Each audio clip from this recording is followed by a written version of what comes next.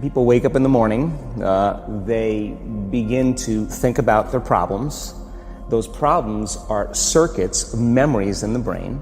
Each one of those memories are connected to people and things at certain times and places. And if the brain is a record of the past, the moment they start their day, they're already thinking in the past.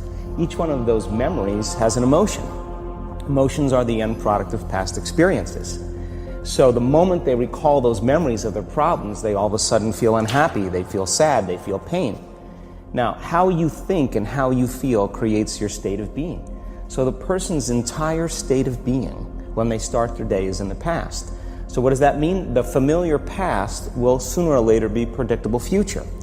So if you believe that your thoughts have something to do with your destiny, and you can't think greater than how you feel, or feelings have become the means of thinking, by very definition of emotions, you're thinking in the past. And for the most part, you're going to keep creating the same life. So then people grab their cell phone, they check their WhatsApp, they check their text, they check their emails, they check Facebook, they take a picture of their feet, they post it on Facebook, they tweet something, they do Instagram, they check the news, and now they feel really connected to everything that's known in their life. And then they go through a series of routine behaviors. They get out of bed on the same side, they go to the toilet, they get a cup of coffee, they take a shower, they get dressed, they drive to work the same way, they do the same things, they see the same people, they push the same emotional buttons, and that becomes the routine, and it becomes like a program. So now they've lost their free will to a program, and there's no unseen hand doing it to them. So when it comes time to change, the redundancy of that cycle becomes a subconscious program. So now 95% of who we are by the time we're 35 years old is a memorized set of behaviors, emotional reactions, unconscious habits, hardwired attitudes, beliefs, and perceptions that function like a computer program. So then a person can say with their 5% of their conscious mind, I want to be healthy, I want to be happy, I want to be free. But the body's on a whole different program. So then how do you begin to make those changes? Well, you have to get beyond the analytical mind, because what separates the conscious mind from the subconscious mind is the analytical mind. And that's where meditation comes in, because you can teach people through practice how to change their brainwaves, slow them down. And when they do that properly, they do enter the operating system where they can begin to make some really important changes. So most people then wait for crisis or trauma or disease or diagnosis. They wait for loss, some tragedy to make up their mind to change. And my message is, why wait? And you can learn and change in a state of pain and suffering, or you can learn and change in a state of joy and inspiration. And I think right now, the cool thing is that people are waking up.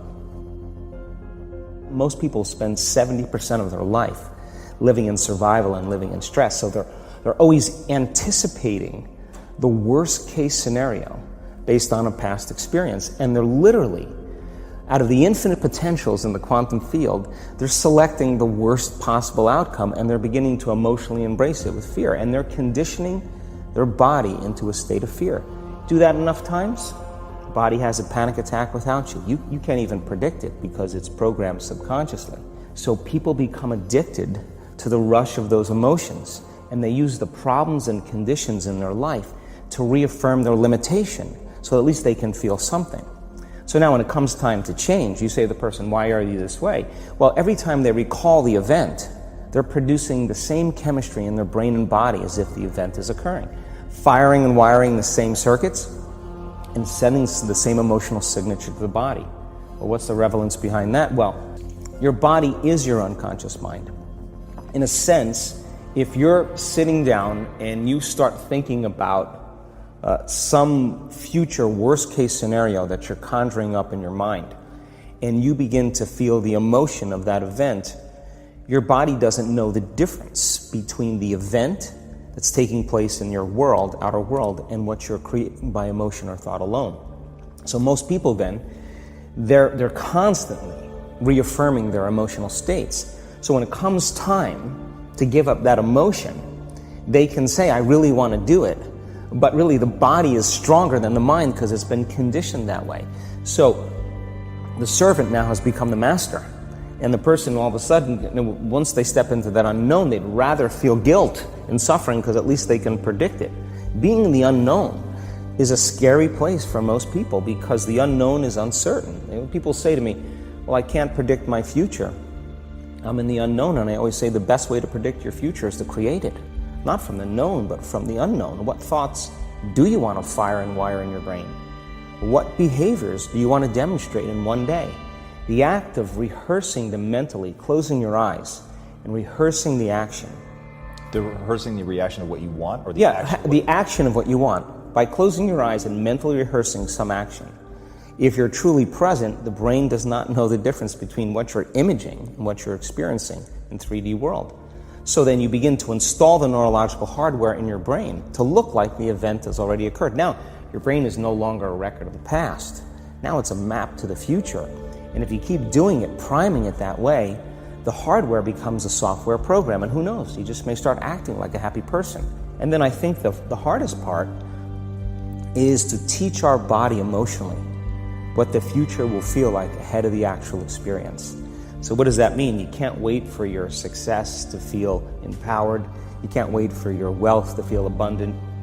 You can't wait for your new relationship to feel love, or your healing to feel whole. I mean, that's the old model of reality, of cause and effect, waiting for something outside of us to change how we feel inside of us. And when we feel better inside of us, we pay attention to whoever or whatever caused it. But what that means then is that from the Newtonian world, is that most people spend their whole life living in lack, waiting for something to change out there. What do you mean the Newtonian world? Newtonian world is all about the predictable. It's all about predicting the future. But the quantum model of reality is about causing an effect. The moment you start feeling abundant and worthy, you are generating wealth. The moment you're empowered and feel it, you're beginning to step towards your success. The moment you start feeling whole, your healing begins. And when you love yourself and you love all of life, you'll create an equal. And now you're causing an effect. And I think that's the difference between living as a victim in your world, saying, I am this way because of this person or that thing or this experience. They made me think and feel this way. When you switch that around, you become a creator of your world, and you start saying, my thinking and my feeling is changing an outcome in my life. And now that's a whole different game, and we start believing more that we're creators of reality. And most people, when they have a thought, they just think that that's the truth. And I think one of my greatest realizations in my own journey was, just because you have a thought doesn't necessarily mean it's true. So if you think 60 to 70,000 thoughts in one day, and we do, and 90% of those thoughts are the same thoughts as the day before, and you believe that your thoughts have something to do with your destiny, your life's not going to change very much, because the same thought leads to the same choice leads to the same behavior creates the same experience, and the same experience produces the same emotion. And so then the act of becoming conscious of this process to begin to become more aware of how you think, how you act, and how you feel, it's called metacognition. And so then why is that important? Because the more conscious you become of those unconscious states of mind and body, the less likely you're going to go unconscious during the day. And that thought is not going to slip by your awareness unchecked, because it means to know thyself. The word meditation means to become familiar with.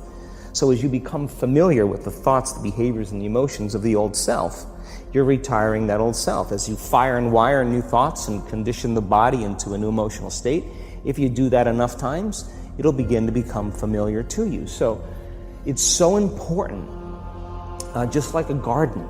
If you're planting a garden, because every person, everything, every place, every experience has a neurological network in your brain.